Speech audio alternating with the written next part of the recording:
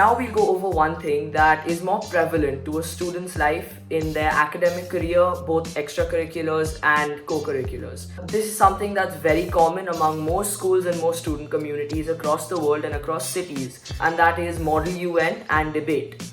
So Model UN and debate is something that everyone goes through at least once. Either you're pushed into it through a school commitment, your family pressures you to do so, or you simply feel like engaging yourself in something more intellectual than your normal school commitments.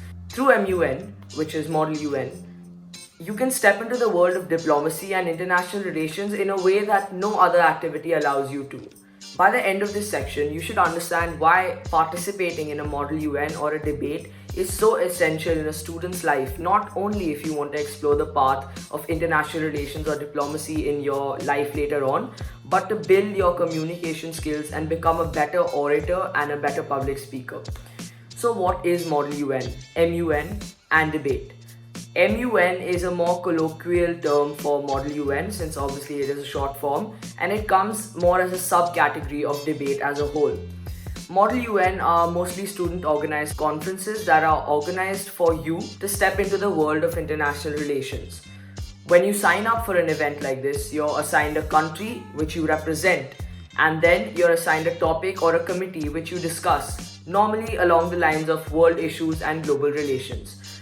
You're then meant to research and get to know as much as you can about your representation, which is your country, and then you move ahead to debate the sentiments and cooperate in a way which develops your communication and, most importantly, negotiation skills, which comes in handy in any business situation, any office and work-oriented situation, even at home, even with your friends. In any way, it changes the way you look at speaking. So in Model UN, you're very directly simulating what goes on at the United Nations headquarters all the way in New York. Now the thing about that is, United Nations, I'd say, is the hub of the world's public speech and negotiation. What goes on within the walls of that institution decides what happens to the lives of many all around the world in more than 180 of the institution's member states. Why should we simulate it, and why should we even care about what goes on within the halls and therefore get involved in it? Simulating the United Nations gives us an experience that we can apply anywhere in our lives. Whether you're negotiating why your country's stance is superior as to another's, you can apply that analogy to why your business plan or why your idea or why your policy in a certain situation is better to someone else's.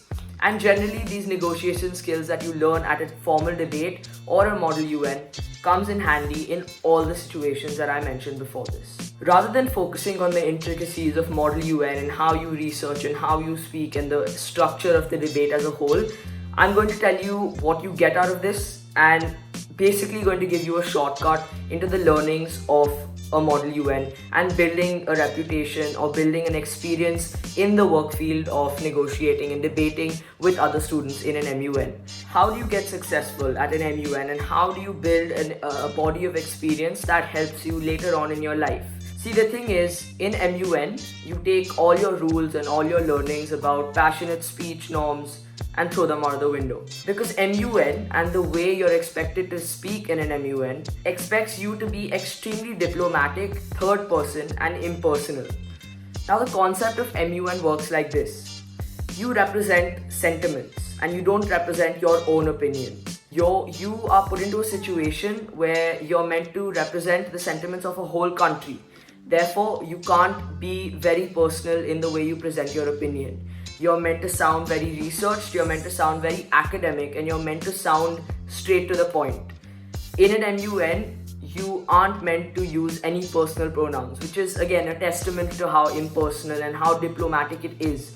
You refer to yourself as the delegate of XYZ country, which allows you to be extremely distant from the way you speak and extremely distant from the way you present your opinions. One more thing that is extremely important that goes hand in hand with the diplomacy of an MUN is that it's a very competitive scenario. You have multiple students, sometimes in pairs and sometimes individually, competing to present the best speech or present the best written resolution. And how you come through and how you proceed through this obstacle is what then decides how successful you are at the end of the student conference. Now, through this diplomacy, it's very simple and it's very easy to get through it without losing out on the facet of being personal in your speeches. And that is using facts and using very hard logic to present your opinions. A majority of discussions in MUNs are very global in terms of their approach. You're either speaking about women's rights, children's rights, global security, disarmament, nuclear weapons, and such topics. Last thing is, be open. Be open to other arguments and be open to amending your argument despite being very adamant towards it. What this does is that it puts you in a very good situation when it comes to negotiating certain arguments. When you present a very strong argument and someone comes to that and says, hey, I like this, but I want to change this, and I think that'll suit a larger amount of people and a larger amount of competitors in this MUN or in this debate. At that point is when you should use that. Even if you feel it's not the best thing to do in terms of your sentiment or your policy, you should use that, be open, and be open to accepting other opinions that change what you initially set out for. When other people get that validation that their actual amendment is true and is correct and you support it, that's when they want to be teammates with you and that's when they want to cooperate with you. So those three things are essentially your key to getting together a very successful run in a student conference like an MUN or a debate. Putting these together and putting what we went through in this session together on top of a lot of research and facts and knowledge is what is your one-way ticket to getting an award or getting essentially any learning or an outcome that you want when you sign up or you register for something like this. So I hope that was successful in making you understand why you should not only participate in debates like these and MUNs, but also how you can be successful at it and how you can use public speech to your advantage in scenarios like this.